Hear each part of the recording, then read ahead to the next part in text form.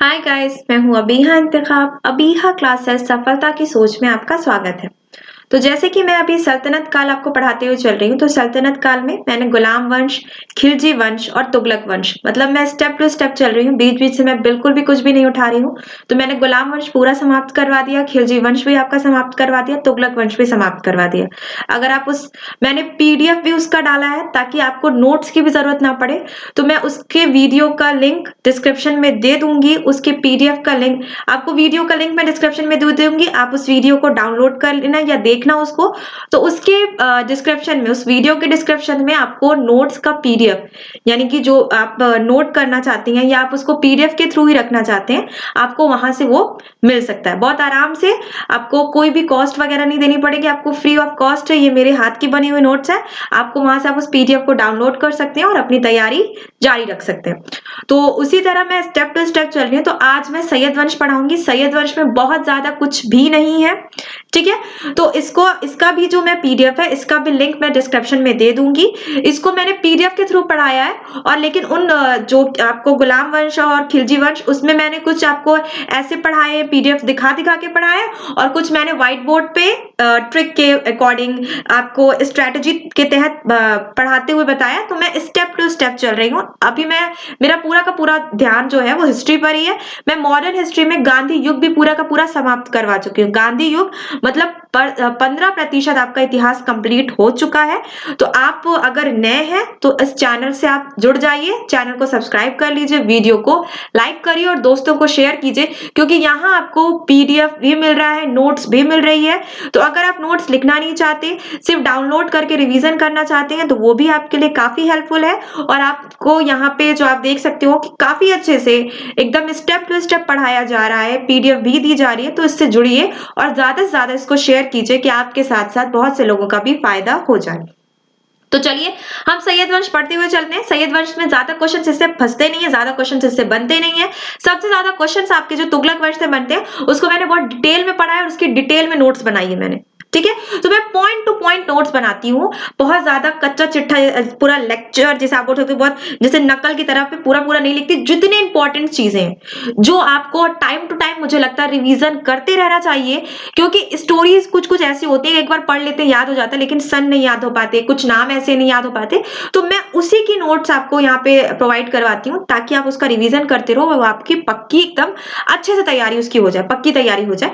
तो चलिए सैयद वंश हम पढ़ते हुए चलते हैं। तो सैयद वंश भी मैंने ज्यादा यहाँ पे खींचा नहीं है, जितने इंपॉर्टेंट पॉइंट थे वो सारे के सारे मैंने यहाँ पे लिखे हैं। और मैं फिर से बता दूं कि पीडीएफ का लिंक डिस्क्रिप्शन में दे दिया जाता है, आप वहां से डाउनलोड कर सकते हैं। तो चलिए, सैयद वंश का संस्थापक खिर्ज खां था। कब से स्टार्ट हुआ है? 1414 से सैयद वंश स्टार्ट हुआ, तुगलक वंश समाप्त, सैयद वंश स्टार्ट, ठीक है। सैयद वंश कौन था? सैयद वंश का संस्थापक कौन था? खिर्ज खां था। अभी खिर्ज खां क्या बला है, देखिए। खिर्ज खां तैमूर लंग का सेनापति था, जो भारत लौटते समय तैमूर लंग ने खिर्ज खां को मुल्तान, लाहौर एवं दीपालपुर का शासक नियुक्त कर दिया था। देखिए, तुगलक के लास्ट टाइम तक ही बहुत सी, जिसे आप बोल सकते हो, जो मोहम्मद बिन तुगलक और गयासुद्दीन तुगलक ने क्षेत्र बचाए थे, वो सारे के सारे लास्ट का जो नसीरुद्दीन तुगलक रहता है, जिसके टाइम में तैमूर लंग अटैक करता है दिल्ली पर, तैमूर लंग, तो उस टाइम तक ज्यादातर, जिसे आप बोल सकते हो, राज्य उसके हाथ से निकल जाती हैं। तो खिर्ज खां को भी बहुत ज्यादा राज्य नहीं मिलते, तैमूर लंग का सेनापति रहता है। उसको कौन कौन से क्षेत्र मिलते हैं? मुल्तान, लाहौर एवं दीपालपुर, ठीक है। खिर्ज खां नियमित रूप से तैमूर के पुत्र शाहरुख को कर भेजा करता था, ठीक है। तो यहाँ से जो भी उसको टैक्स प्राप्त होता था, वो किसको भेजता था? वो तैमूर लंग के बेटे शाहरुख को वो टैक्स भेजता था, ठीक है। खिर्ज खां की मृत्यु 1421 ईस्वी में हो गई थी। कब हो गई थी? 1421 ईस्वी में हो गई थी। नेक्स्ट पॉइंट, हम फिफ्थ पॉइंट देखते हैं। इसी वर्ष इसका पुत्र मुबारक खां शाह की उपाधि धारण करके गद्दी पर बैठा था। देखिए, उसका नाम क्या? मुबारक खां नाम है, वो शाह की उपाधि, यानी मुबारक शाह हो गया। मुबारक शाह की उपाधि के साथ मुबारक शाह के नाम से गद्दी पर बैठ जाता है, खिर्ज खां का पुत्र रहता है। तो जिस वर्ष जैसे ही पिता की मृत्यु होती है उसी वर्ष गद्दी पर आसीन हो जाता है। अहमद सर हिंदी की पुस्तक तारीख मुबारक शाही में, मुबारक शाही यानी मुबारक से ही नाम लिया गया, मुबारक शाही में सैयद वंश के विषय में जानकारी मिलती है। तो सैयद वंश के विषय में किस किताब से जानकारी मिलती है? तो पुस्तक का नाम क्या है? तारीख मुबारक शाही, जो अहमद सर हिंदी की लिखी हुई किताब है। और अहमद सर हिंदी मुबारक शाह के बहुत करीबी में था, बहुत इससे क्लोज रिलेशन था इसका।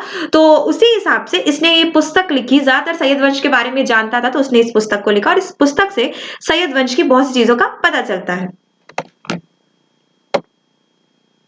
अब नेक्स्ट पॉइंट हम देख लेते हैं, 7वां पॉइंट, यमुना के किनारे स्थित मुबारकाबाद की स्थापना मुबारक शाह ने की थी। ये वेरी इंपॉर्टेंट है। मुबारकाबाद की स्थापना किसने की थी? तो मुबारक शाह ने की थी। ये किस वंश का शासक था? तो ये सैयद वंश का शासक था। सैयद वंश का जो संस्थापक था खिर्ज खां, उसका पुत्र था मुबारक शाह। शाह की उपाधि के साथ ये गद्दी पर बैठा था। सैयद वंश का अंतिम सुल्तान कौन था? अलाउद्दीन आलम शाह। सैयद वंश का अंतिम सुल्तान कौन था? अलाउद्दीन आलम शाह था। सैयद वंश का शासन करीब 33 वर्षों तक रहा। कितने वर्षों तक रहा? आप देख सकते हो, सैयद वंश का शासनकाल 37 वर्षों तक रहा, 37 ईयर्स तक रहा, 37 वर्षों तक रहा। ठीक है, गलती से मैंने 33 बोल दिया।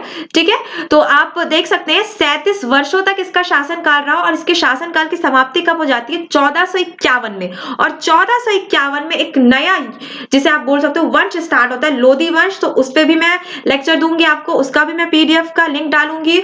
तो आपको किसी भी यहाँ पे आप प्रॉब्लम्स में नहीं पढ़ सकते अगर आप हिस्ट्री पढ़ रहे हो, मुझसे पढ़ रहे हो, क्योंकि मैं बिल्कुल शॉर्ट नोट्स के जरिए शॉर्ट फॉर्म में आपको हिस्ट्री कवर करवाती चल रही हूँ, क्योंकि हिस्ट्री का सिलेबस बहुत बड़ा है और हर कॉम्पिटिटिव एग्जाम्स में हिस्ट्री कहीं से भी आप ऐसा नहीं सकता कि आप हिस्ट्री से पल्ला झाड़ लो।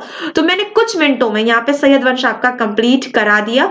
तो इससे बाहर कुछ क्वेश्चन ज्यादा बनते ही नहीं, क्योंकि सैयद वंश बहुत इंपॉर्टेंट होता नहीं, लेकिन सिलेबस में है ये आपके, तो इससे पीछा हम नहीं छोड़ सकते। क्योंकि कभी कभी कहते हैं ना, जो खोटा सिक्का होता है वो भी मार्केट में चल जाता है, तो एग्जामिनर के दिमाग के ऊपर है, वो सैयद वंश से भी क्वेश्चन पूछ सकते हैं, लेकिन इससे बाहर कुछ आपके ज्यादा जाता नहीं है। तो आज का वीडियो बस इतना ही, देखने के लिए थैंक यू। तो वीडियो को जाते जाते मैं बोल रही हूँ, ज्यादा से ज्यादा शेयर कीजिए कि आपके साथ साथ दूसरों को भी इससे बहुत ज्यादा मदद मिल सके।